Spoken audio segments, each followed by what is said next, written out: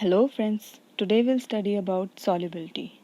We'll study two types of solubility. Solubility of solid in liquid and solubility of gas in liquid. So let's start. Now first of all, what is solubility? Solubility of a compound is the maximum amount of that compound which can be dissolved in specific amount of solvent, and it depends on nature of solute and solvent, temperature and pressure. Now this was about the definition. Now what kind of solute can dissolve in what kind of solvent? So there is a rule for that. So we'll study about the solubility of solid in liquid. For that, the first and the foremost rule is that like dissolves like. It means that the polar solute dissolves in polar solvent and non-polar solute dissolves in non-polar solvent. Now you all know polar solute is that solute which has groups that has difference in electronegativity, and similarly the polar solvent. And the non-polar solute and solvent are those compounds which have no difference or similar type of electronegativity between the atoms attached. So example of polar solute and polar solvent are when sodium chloride is dissolved in water. Here the sodium chloride is a polar solute because there is electronegativity difference between sodium and chlorine.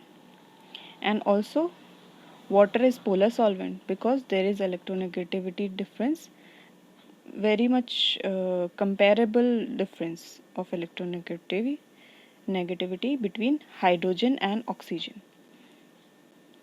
So this will dissolve in water. Another example of polar solute is sugar, glucose. So it also dissolves in water. Now non-polar solute is naphthalene because it has only carbon and hydrogen and they have very negligible electronegativity difference. So it is non-polar, and it dissolves in benzene. Benzene is also an hydrocarbon. It is also a non-polar solvent. So non-polar solute dissolves in non-polar solvent.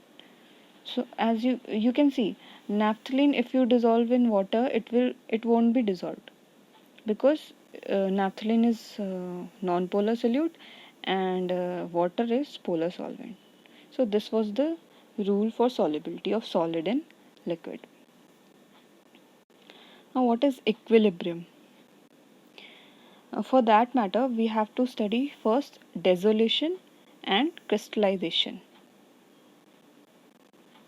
So dissolution is the process in which a solute dissolves in a solvent and its concentration increases in solution. So when we add a solute in a solvent, its concentration increases. The greater the amount of solute we add in solvent, the greater will be its concentration. Now, what is crystallization? Crystallization is the process in which some solute particles collide with each other and separate out of solution as crystal. So, the solute particles, when they collide, they immediately separate out as crystals. So, this is the crystallization process. When the dissolution and crystallization occurs both simultaneously, and there is a stage when there is the number of solute particles coming into the solution will be equals to the solute particles separating out of the uh, solution. So this is the stage which is called as equilibrium state. In this case, solute plus solvent is in equilibrium with the solution. So this is also called as dynamic equilibrium. Now we'll study the types of solution. So based on the solubility, we have three types of solution: saturated solution, unsaturated solution and supersaturated solution. Now what is saturated solution? Saturated solution is that solution in which no more solute can be dissolved. That means if you will add the solute in the solvent in a specified amount of solvent, the solute will become PPT. That it will precipitate, right? Now next is unsaturated solution. Unsaturated solution is that solution in which more solute can be dissolved.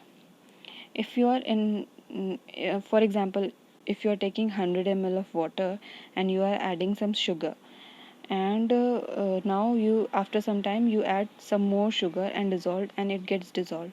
That means this is unsaturated solution. Till the point the sugar is not precipitated, it is the unsaturated solution. Now what is supersaturated solution? As the name suggests, the solution which contains more solute than the saturated solution.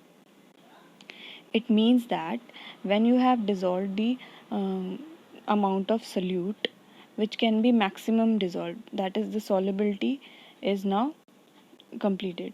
So the solute will come out now as a precipitate. So this will be known as supersaturated solution.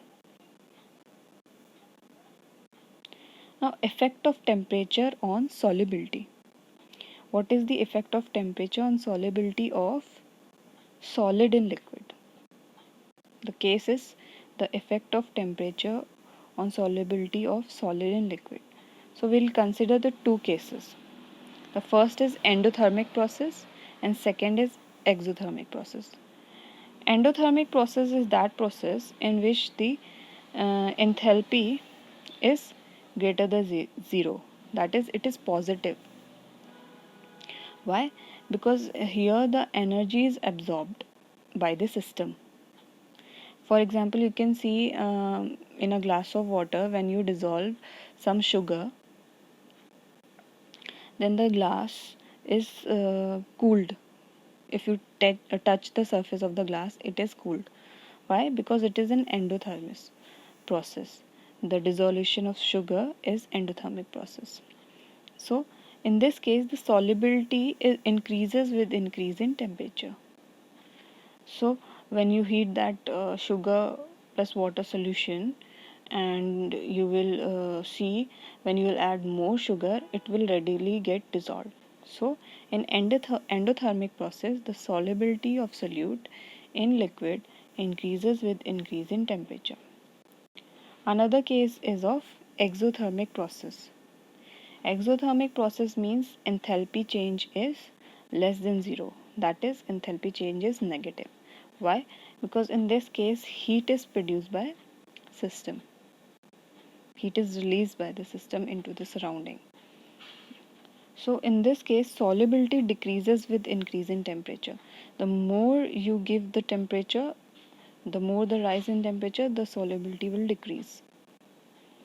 So these both rules are according to the Le-Chatelier principle. Now, effect of pressure on solubility of solid in liquid. Since solid and liquid are incompressible, so they are not affected by change in pressure.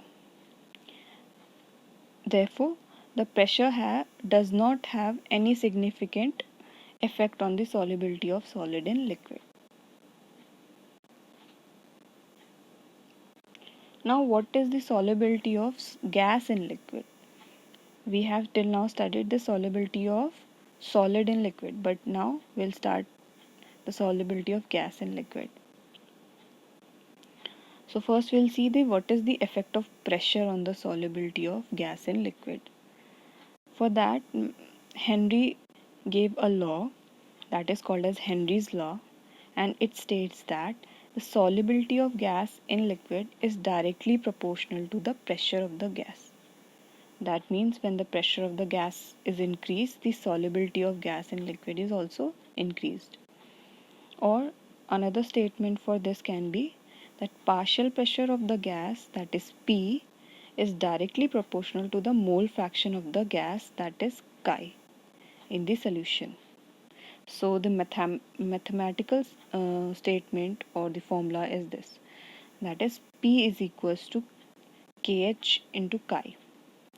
Now this Kh is the Henry's constant, P is the partial pressure of the gas, and chi is the mole fraction of the gas. Now the application and or the biological phenomenon related to Henry's laws we'll discuss. You must have seen the soft drink bottles are sealed under very high pressure. Why?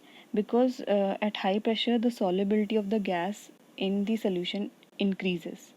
That's why the soft drink bottles are sealed in high pressure, so that the CO2 remains in the drink, its solubility increases due to the high pressure. This is according to Henry's law. Now, a biological condition is anoxia. It is the condition when the mountain climbers become weak. Why they become weak? Due to the low blood oxygen. And this low blood oxygen concentration is due to the low partial pressure of oxygen at higher altitude.